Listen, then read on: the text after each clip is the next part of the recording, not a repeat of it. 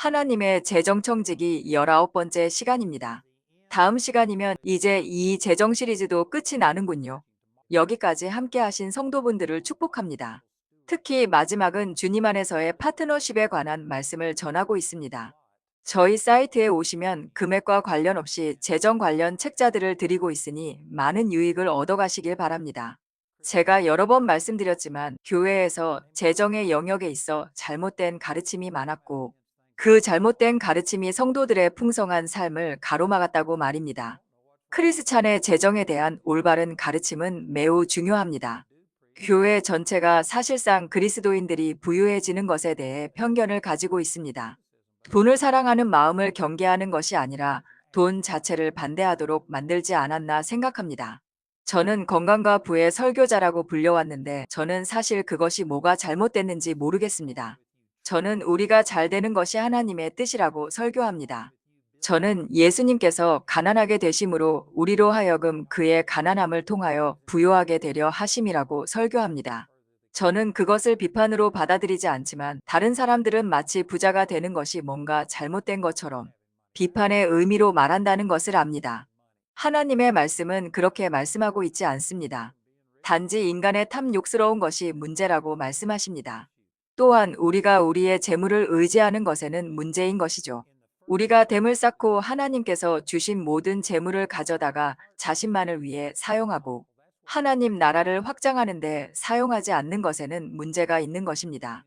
저는 이 진리에 동의합니다. 그러므로 성도분들의 마음이 올바르다면 돈을 갖는 것에는 아무런 문제가 없습니다. 사실 돈이 있는 것이 돈이 없는 것보다 낫습니다. 저는 부자도 되어봤고 가난한 자도 되어봤는데 부자인 것이 더 낫습니다. 하나님은 여러분들을 축복하기 원하십니다. 저는 그 진리를 확신합니다. 하나님의 재정의 마지막은 파트너십의 축복에 대해 말씀드릴 것이고 그 원리는 빌립보서에서 말씀하고 계십니다. 바울은 복음 안에서의 파트너십에 대해 빌립보 사람들에게 감사하고 있었습니다. 그것이 헬라어 코이노니아가 의미하는 것, 즉 파트너십입니다. 빌립보서 1장 6절에서 바울은 첫날부터 지금까지 복음 안에서의 그들의 교제, 즉 파트너십에 대해 하나님께 감사한다고 말했습니다. 그리고 빌립보서 4장에서는 빌립보 사람들은 바울이 그들의 지역에 그들과 함께 있을 때뿐만 아니라 그 외의 지역에서도 바울을 후원했던 유일한 동역자들이었다고 말합니다. 그들은 데살로니가에 2번 돈을 보냈습니다. 그리고 그들은 또한 그가 로마의 감옥에 갇혔을 때 그에게 돈과 물건들을 보냈고 그가 빌릴 수 있었던 집세를 내는 것을 도왔습니다. 가택연금된 바울은 집세를 낼 수 없었죠. 그 집세를 빌립보 성도들이 감당했습니다. 바울의 동역자들이 가능하게 한 것이죠. 그래서 그는 다른 죄수들과 함께 감옥에 갇혀 있지 않고 가택연금으로 수많은 사람에게 복음을 전할 수 있게 했습니다. 바울이 빌립보 동역자, 즉 파트너라고 말한 직후 빌립보서 1장 6절에 너희 안에서 착한 일을 시작하신 이가 그리스도 예수의 날까지 이루실 줄을 우리는 확신하노라고 말했습니다. 그동안 우리는 종종 그 성경 구절을 문맥과 상관없이 떼어내서 나는 하나님께서 당신 안에서 시작하신 선한 일을 완성하실 것이라고 확신합니다. 라고 말하곤 했습니다. 물론 저는 하나님께서 그분께 나와 구원을 받은 모든 사람 안에서 시작하신 선한 일을 완성하기 원하신다고 확신합니다. 우리가 성장하고 성숙하며 그분이 우리에게 주신 모든 것을 나타내는 것이 하나님의 뜻인 것에 100% 동의합니다. 하지만 저는 하나님을 삶에 모셔드린 모든 사람이 이 생에서 그들 안에 그 선한 일을 완성할 것이라는 데에는 동의하지 않습니다. 물론 궁극적으로 우리가 천국에 가면 그분과 같이 될 것은 확실하죠. 하지만 이 땅의 삶에서 모든 그리스도인이 그들의 삶에서 예수님을 반영하고 있지는 않습니다. 그래서 이 구절은 모든 사람에게 적용되는 것이 아닙니다. 이것은 이 생에서 진정한 주님의 동역자들에게 적용됩니다. 바울은 그와 파트너인 사람들, 그리고 희생적으로 드렸던 이 사람들에 대해 확신을 가지고 있다고 말하고 있었습니다. 그들은 바울이 매를 맞을 때, 바울이 수치를 당하고 마을에서 쫓겨날 때에도 바울과 동역했습니다. 이 사람들은 바울과 동일시되는 것을 두려워하지 않았습니다. 그들은 그를 후원했고 자신들의 비용을 들여 그를 찾아내어 보냈습니다. 바울 시대에는 온라인으로 돈을 보낼 수 없었다는 것을 기억해야 합니다. 그들은 휴대폰이나 문자 메시지로 연락할 수 없었습니다. 그들이 바울이 어디에 있는지 알아내는 데는 몇 달이 걸렸습니다. 그리고 그가 로마의 감옥에 있다는 것을 알았을 때 그들은 빌립보에서 로마까지 사람들을 보내기 위해 막대한 비용을 들였습니다. 그것은 그들 편에서의 엄청난 노력이었습니다. 빌립보 교회는 자신들만 생각하는 것이 아니라 하나님의 나라를 우선하고 다른 사람들을 우선했습니다. 그런 빌립보 동역자들을 바울은 기뻐하고 감사했으며 그 마음을 담아 편지를 썼습니다. 빌립보 교회는 그들에게 말씀을 가져다 주고 진리를 보여준 사람들을 기억하고 감사했습니다. 바로 이런 점에서 저는 자신을 넘어서서 다른 사람들을 위해 살기 시작하는 사람들, 그런 사람들에게는 하나님께서 그들 안에 시작하신 선한 일을 가지게 될 것이며 그것이 완성되어 주 예수 그리스도의 날까지 이를 것을 저는 확신합니다. 바로 이것이 바울이 말하고 있던 것입니다. 다시 말해 모든 그리스도인에게 그냥 적용할 수는 없는 이유는 하나님께서 원하시지 않기 때문이 아니라 우리 편에서의 협력, 즉 동력 여부에 달려 있기 때문입니다. 그리고 저는 이 시리즈 내내 이것을 수없이 말했습니다. 하지만 여러분, 재정이 우리의 마음을 자기 자신과 소유한 것들에서 벗어나게 하는 방법 중 하나라는 것을 아셨습니까? 예수님께서는 마태복음 6장에서 내 보물 있는 그곳에는 내 마음도 있느니라 라고 하시죠. 현재형으로 말씀하셨죠. 미래형이 아니었습니다. 이 말은 우리가 재정을 가지고 하나님의 나라와 다른 사람들에게 투자하기 시작하고 무언가에 주기 시작하면 그것이 우리의 마음을 그 방향으로 이끈다는 의미입니다. 그리고 이것이 바울이 말하고 있는 것입니다. 바울은 빌립보 동역자들이 하나님과 그에 대한 헌신을 여러 차례 보여주었기 때문에 확신했습니다. 심지어 박해를 받을 수 있고 비난과 조롱을 받을 가능성에도 자신들을 개방하면서까지 말입니다. 그리고 그들은 이렇게 했으며 그 사람들은 자신들을 위해 살기보다 하나님과 복음, 다른 사람들을 위해 살았기 때문에 하나님께서 그 일을 완성하실 것을 확신했습니다. 아시다시피 팬데믹 사태 동안 우리는 예배를 중단하는 주의회에 반대했었습니다. 저는 콜로라도 주지사를 2번 고소했습니다. 그도 저를 2번 고소했었죠.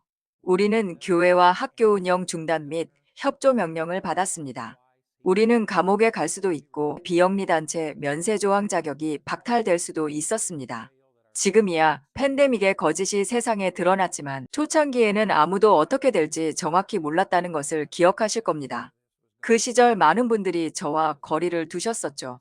제가 지금 누군가를 비난하려고 말씀드리는 것이 아니에요. 그것은 하나님의 일이시지 저의 일이 아니죠. 어쨌든 제가 박해받는 것을 보고 그것의 일부가 되고 싶지 않아서 저에게서 거리를 둔 사람들이 많았습니다. 하지만 제 주위에 모인 사람들, 저에게 문자 메시지를 보내고 여러 일을 해준 제 친구들은 저와 담대히 의견을 함께 했고 두려워하지 않았습니다. 그들은 우리는 문을 닫지 않을 것이며 스트립 클럽과 마리화나 가게와 백화점은 계속 열기에 놔두고 교회만 문을 닫게 하는 것에 반대한다라고 말하며 동역하는 것을 부끄러워하지 않았습니다. 제가 일어선 것을 보았을 때 저와 함께 일어선 사람들이 있었습니다. 그리고 저는 바로 여기서 바울이 그랬던 것처럼 그 사람들에 대해 말할 수 있습니다. 그 사람들은 무언가를 위해 자신들의 목을 내놓을 각오가 되어 있었다는 것을 저는 압니다. 그리고 그런 식으로 하나님께 헌신하는 사람들, 자신과 자신의 이익을 넘어서 타인을 위해 헌신하는 사람들은 편할 때만 하나님을 섬기지 않습니다. 그들은 그것이 자신들에게 유리해 보이든 아니든 진리를 위해 일어선 것입니다. 저는 그분들에 대해 하나님께서 그들 안에서 시작하신 선한 일을 주 예수의 날까지 완성하실 것이라고 확신한다고 말할 수 있습니다. 하지만 제가 알던 다른 많은 사람들, 제 친구였던 많은 사람들이 일어서지 않았습니다. 그리고 비록 하나님께서 그들을 축복하기 원하신다는 것을 알지만 저는 앞으로 그들이 진리가 아닌 것에 타협하지 않고 설 것이라고 장담할 수는 없습니다. 때때로 타협할 것이기 때문에 그들의 삶에서 하나님의 뜻을 이루게 될 것이라고 장담할 수 없는 것이죠. 그것은 단지 그들에게 얼마나 많은 대가가 따를 것인지에 달려 있습니다. 제가 무슨 말을 하는지 이해하시길 바랍니다. 하나님께서 선한 일을 완성하실 것을 확신한다는 이 약속은 무늬만 그리스도인인 분들에게 적용되는 것이 아닙니다. 그것은 자신보다 하나님과 그분의 나라에 더 헌신하고 기꺼이 일어서는 지조 있는 사람들에게만 적용됩니다. 그리고 그것이 바로 파트너, 동역자입니다. 그 사람은 단지 무언가를 얻는 것을 넘어선 사람입니다. 저희 사역의 원칙은 헌금 여부와 관계없이 필요하신 분들께는 자료를 아낌없이 나누는 것입니다. 물론 저희가 사역 자료들을 나눌 때 어떤 분들은 그 가치에 합당한 감사의 헌금을 보내주십니다. 물론 자료를 받고 감사를 표하는 그 마음도 참 귀하며 하나님께서 축복하실 것입니다. 하지만 파트너십은 그것과는 조금 다릅니다. 파트너가 된다는 것은 단지 내가 받는 자료에 대한 비용을 지불하는 것을 넘어서는 일입니다. 그것은 이 복음이 나를 넘어 다른 사람들에게도 전해질 수 있도록 사역 자체에 동참하는 것입니다. 파트너는 내가 받은 것에 대한 감사를 넘어 아직 이 복음을 받지 못한 다른 이들을 위해 헌신하는 분들입니다. 즉, 복음이 더 널리 전파되는 일에 동참하기 위해 내가 받은 것 이상의 것을 기꺼이 나누는 것입니다. 이것이 바로 다른 사람을 축복하는 길이며 사역의 진정한 동역자가 되는 길입니다. 이는 나를 위한 것이 아니라 다른 이들을 축복하기 위해 기꺼이 나누는 이타적인 헌신입니다. 이렇게 자신을 넘어 다른 이들을 돕는 마음으로 사역에 동참하는 분들이 바로 진정한 파트너라고 생각합니다. 바울이 기뻐한 빌립보 교회의 동역자들처럼 말이죠. 그들의 지속적인 헌신과 관심이 바울의 복음 전함에 큰 원동력이 되었습니다. 빌립보서 4장에 보면 바울이 이미 빌립보를 떠난 후에 그들이 2번 보냈다고 말합니다. 그리고 그가 데살로니가로 갔을 때 그들은 그에게 2번 자원을 보냈습니다. 그리고 그는 그들이 이렇게 한 유일한 교회였다고 말하죠. 빌립보 교회는 단지 그들이 받은 것에 대해서만 값을 지불한 것이 아니었습니다. 그들은 이미 복음을 받았고 이미 거듭났습니다. 그들은 이미 주님 안에서 성장하기 시작하고 있었습니다. 하지만 그들은 바울이 데살로니가에 있는 동안 그를 돕기 위해 돈을 보냈습니다. 바울이 데살로니가에 있을 때 그곳 사람들은 말씀을 잘 받아들이지 않았고 바울은 후원을 받지 못하고 있었습니다. 그럼 바울을 후원한 것은 멀리 떨어진 빌립보 교회였습니다. 그들이 데살로니가에서의 그의 사역을 가능하게 한 사람들인 것이죠. 그래서 바울이 데살로니가에 있을 때 일어난 모든 일이 빌립보 사람들의 계좌에 적립되고 있었습니다. 그것이 그가 말한 것입니다. 그것은 받는 제품의 값을 지불하기 위해 주는 것과는 다릅니다. 그 이상이었죠. 파트너는 자신을 넘어서 주는 사람입니다. 그것은 이타적인 나눔입니다. 그들은 다른 사람들이 복음을 얻도록 돕기 위해 주고 있습니다. 저는 이 헌신이 얼마나 강력한지를 말씀드리고 있습니다. 그리고 그런 사람들을 위해 바울이 그랬던 것처럼 하나님께서 그 일을 완성하실 것을 안다고 확신하며 말할 수 있습니다. 우리가 온통 자신에게만 몰두해 있을 때 스스로 매우 작은 꾸러미를 만듭니다.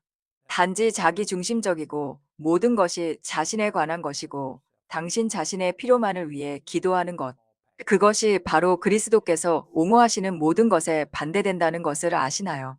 예수님께서는 그분 자신의 필요 때문에 오신 것이 아닙니다. 그분은 우리의 필요 때문에 오셨습니다. 그분은 세상을 이처럼 사랑하사 자신을 주셨습니다. 그분은 자신의 모든 막강한 능력을 버리고 사람처럼 사셨습니다. 그리고 거절과 비판을 겪으시고 우리를 위한 희생 제물이 되셨습니다. 그분은 우리를 위해 그 모든 것을 하셨습니다. 그것이 경건한 태도입니다. 단지 자신만을 위해 살고 자신에게만 집중하고 모든 것이 당신을 중심으로 돌아가는 것. 그것이 경건하지 못한 태도입니다. 그것은 평범한 태도입니다. 그것이 대다수의 사람들이 사는 방식입니다. 하지만 그것은 그리스도인의 태도가 아닙니다. 바울은 심지어 빌립보서 2장에서 이 사람들에게 다시 이야기하면서 말했습니다. 2장 3절에 아무 일에든지 다툼이나 허영으로 하지 말고 오직 겸손한 마음으로 각각 자기보다 남을 낮게 여기고라고 말합니다.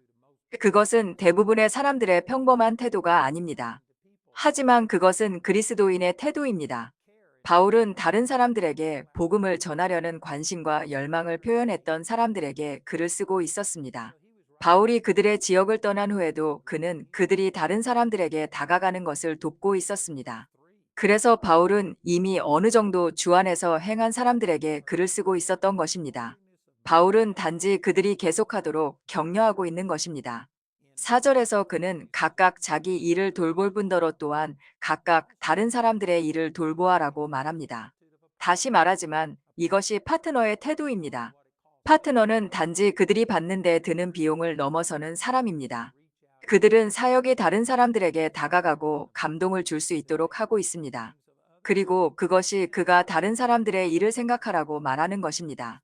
그리고 5절에서 예수님을 예로 듭니다. 너희 안에 이 마음을 품으라 곧 그리스도 예수의 마음이니 그는 근본 하나님의 본체시나 하나님과 동등됨을 취할 것으로 여기지 아니하시고 그것은 단지 그분이 자신이 육신으로 나타나신 전능하신 하나님이심을 아셨다는 것을 말합니다. 디모데전서 3장 16절에서 말하는 것처럼 예수님은 하나님이셨지만 사람으로 사셨습니다. 그분은 육체 안으로 들어오셨습니다. 그리고 33년 반 동안 이 땅을 걸으셨습니다. 그리고 그분은 피곤하고 배고프셨으며 이곳저곳을 걸어 다녀야 했습니다. 그리고 그분은 죄 없는 분이셨지만 사람처럼 행동해야 했습니다.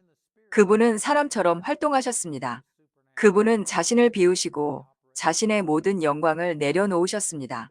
영 안에서 그분은 여전히 하나님이셨고 이 초자연적인 능력을 가지고 계셨습니다. 하지만 육신 안에서 그분은 사람처럼 활동하셨습니다. 일에 매여야 했고 생계를 꾸려야 했고 다른 일들을 해야 했습니다. 그래서 그분은 그 모든 영광을 내려놓으셨습니다. 자신을 비워 종의 형체를 가지셨습니다. 사람들과 같이 되셨습니다. 그리고 사람의 모양으로 나타나사 자기를 낮추시고 죽기까지 복종하셨으니 곧 십자가에 죽으심이라. 바울은 예수님을 자신보다 더 큰 것을 위해 산 사람의 예로 사용하고 있습니다. 예수님께서 하나님이십니다. 골로새서의 성경 말씀은 만물이 예수님에 의해 만들어졌다고 말합니다. 그분 없이는 아무것도 만들어지지 않았습니다. 예수님께서 모든 것을 창조하셨습니다. 그분은 모든 것 이전에 계셨습니다. 그분은 세상과 우주가 존재하기 전에 존재하셨습니다. 그분은 우리가 필요하지 않으셨지만 우리는 그분이 필요했습니다. 그분은 우리를 위해 자신을 주셨습니다. 그분은 자신을 낮추시고 우리를 위해 이 모든 것을 겪으셨습니다. 그것이 파트너의 태도입니다. 자신을 넘어서 주는 사람, 단지 그들이 받은 것에 대해 값을 지불하는 것이 아니라 그것을 미리 내는 타인을 위해 자신의 것을 지불하는 사람입니다. 동역자는 자신이 가진 것을 가지고 다른 사람이 또 다른 사람에게 다가갈 수 있도록 돕기 위해 주고 있습니다. 이 생에서는 우리가 섬긴 사람들을 알 수 없을 수 있습니다. 하지만 제가 재정 시리즈에서 처음으로 언급했던 누가복음 16장에서 예수님께서 말씀하셨듯 돈을 사용하여 사람들의 삶에 감동을 주라. 그리하면 우리가 죽을 때 그들이 당신을 영원한 처소로 영접할 것입니다. 즉, 천국으로 들어가는 것을 말합니다. 우리가 후원하는 사역을 통해 삶의 감동을 받은 사람들을 이 세상에서는 서로 알 수 없을 수도 있습니다. 하지만 언젠가 천국에서 우리가 후원한 교회를 통해 감동을 받은 모든 사람, 우리가 후원한 선교사, 텔레비전, 라디오 사역자, 가르침을 내놓은 사람, 혹은 누구든지 우리가 후원하여 다른 누군가에게 감동을 준 모든 사람들이 천국에서 여러분을 환영하기 위해 줄을 서 있을 것입니다. 이 땅에서는 결코 보지 못할 수도 있지만요. 여러분, 그것은 정말 멋진 일 아닌가요? 이것이 예수님께서 말씀하고 있는 것입니다. 예수님은 자신을 위해 오신 것이 아니라 우리를 위해 오셨습니다. 그분은 자신을 주셨습니다. 파트너는 단지 자신이 복음을 얻는 데 드는 비용을 지불하는 사람이 아닙니다. 그들은 다른 사람들이 받을 수 있도록 값을 지불하고 있는 것입니다. 그리고 그것 때문에 이러므로 하나님이 그를 지극히 높여라고 말씀합니다. 모든 이름 위에 뛰어난 이름을 주사 하늘에 있는 자들과 땅에 있는 자들과 땅 아래에 있는 자들로 모든 무릎을 예수의 이름에 꿇게 하시고 모든 입으로 예수 그리스도를 주라 시인하여 하나님 아버지께 영광을 돌리게 하셨느니라. 그래서 예수님께서 자신을 희생하셨기 때문에 하나님 아버지께서 그를 높이셨습니다. 그리고 이 행성에서 숨을 쉬었던 모든 사람이 엎드려 예수님을 경배하고 그분이 하나님이심을 고백할 날이 오고 있습니다. 만약 그들이 이 생에서 자발적으로 그렇게 하지 않았다면 그들은 영원 속에서 어쨌든 그렇게 할 것입니다. 하지만 그것은 그들에게 유익이 되지 않을 것입니다. 왜냐하면 그들은 이 생에서 구원을 선택해야 하기 때문입니다. 우리에게는 두 번째 기회가 없습니다. 연옥은 없습니다. 두 번째 기회는 없습니다. 하지만 그들은 모두 엎드릴 것이며 예수님께서는 다른 사람들을 위해 자신을 주셨기 때문에 높임을 받으십니다. 우리가 파트너가 될 때 단지 평범한 그리스도인을 넘어서는 것입니다. 동역자는 다른 사람들을 생각하고 있습니다. 그리고 다시 말하지만 파트너는 그 교회나 그 사역을 통해 진리를 받는 데 드는 비용 이상을 주는 사람입니다. 하지만 이것은 단지 제 개인적인 해석일 뿐 이것에 대한 구절을 보여드릴 수는 없습니다. 하지만 저에게 파트너는 정기적으로 주는 사람입니다. 그 교회나 사역이 의지할 수 있는 누군가입니다. 그래서 저는 저희의 사역 내내 많은 동역자, 파트너들에게 의지하고 있습니다. 그분들의 지속적인 헌신으로 복음을 전할 수 있었습니다. 만약 우리에게 정기적으로 주는 사람들이 없었다면 우리 사역에 막대한 영향을 미쳤을 것이라고 장담합니다. 그래서 저는 그저 감사드릴 뿐입니다. 성경에 근거한 파트너는 확실히 그들이 복음을 얻는 데 드는 비용 이상을 주는 사람입니다.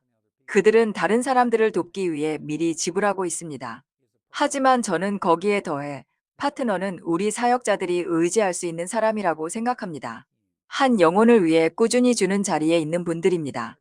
그것은 단지 돈에 관한 것이 아니라 동역하시는 분들의 마음이 잃어버린 영혼과 사역자들과 함께 있는 것입니다.